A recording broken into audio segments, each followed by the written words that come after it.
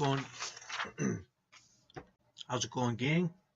We are on video 20. We're talking about section 1.6, which is a library of parent functions.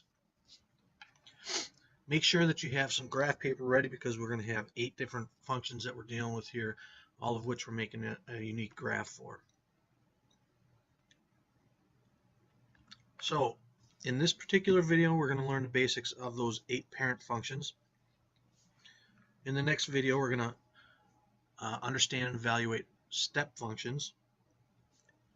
And in the third video, we're going to talk about piecewise functions. So this particular section goes over several different types of graphs, and they're very basic in form. They're called parent functions. They're not moved all over. So if you think about just y equals x squared, which is a parabola, you're more than familiar with that by now. You know that the vertex is at the origin. Well, we can make changes to that graph. We can take the parabola and we can move it left to right or up and down.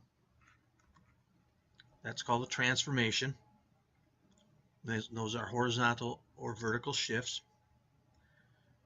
And those shifts are referred to as rigid transformations because it doesn't change the overall shape.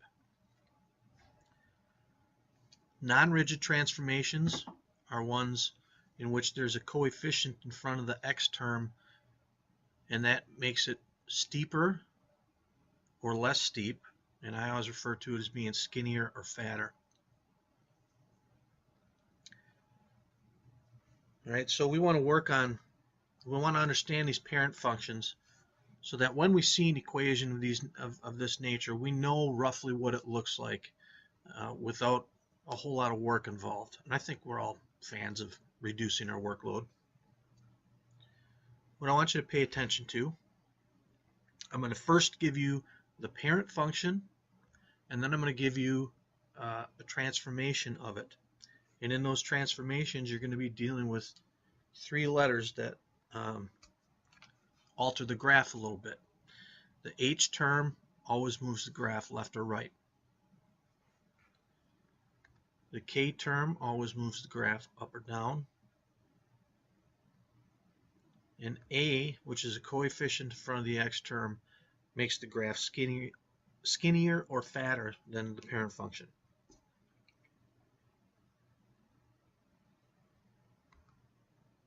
All right, our first function, to me it's kind of silly to even have this in here because we've already done a whole lot of work with linear functions.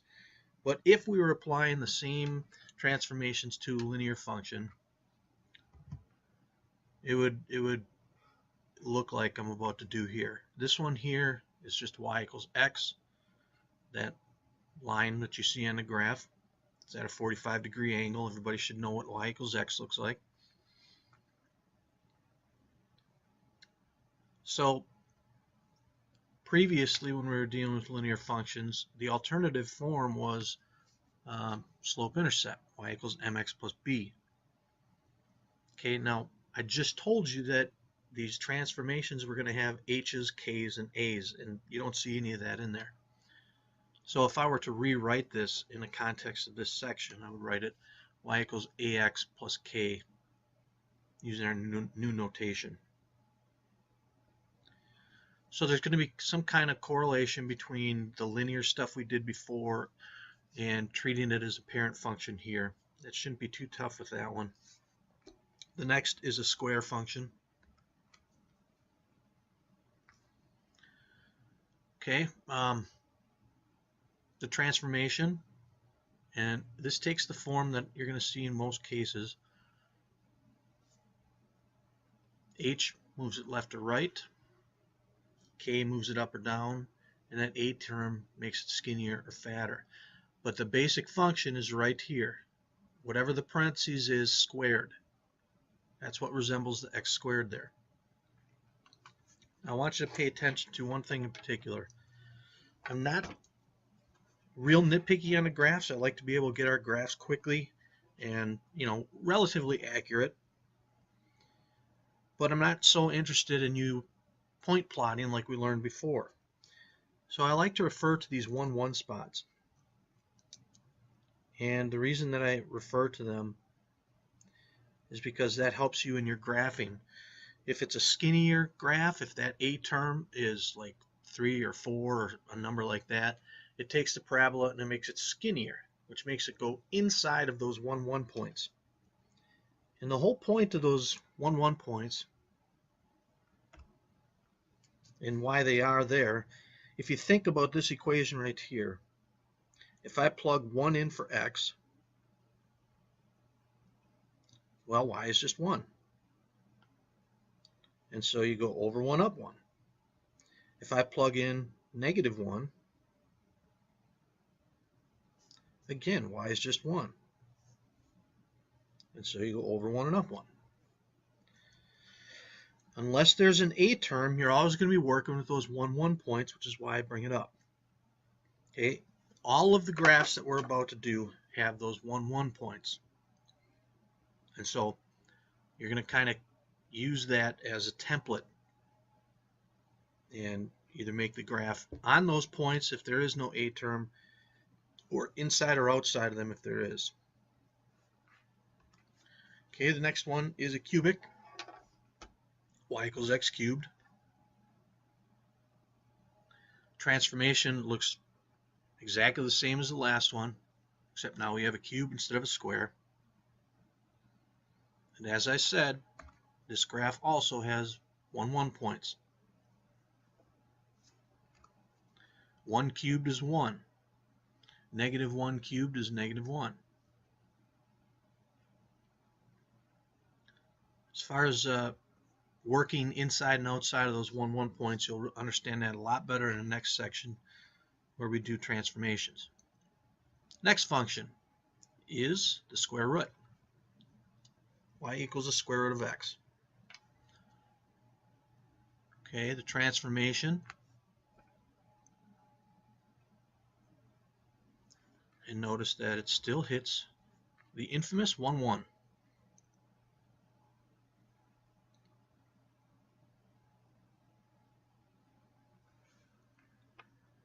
Next function is absolute value. Okay, remember the absolute value takes whatever you have and kicks out a positive of it. So you plug -1 in and out comes a positive 1. That's why you get that graph. Transformation looks like this. And yet again, we have the 1, 1 points.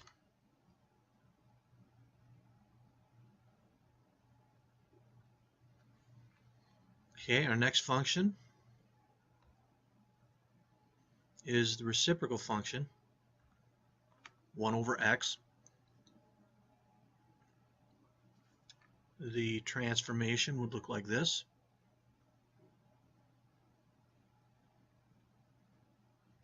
Again, we have our 1, 1 points.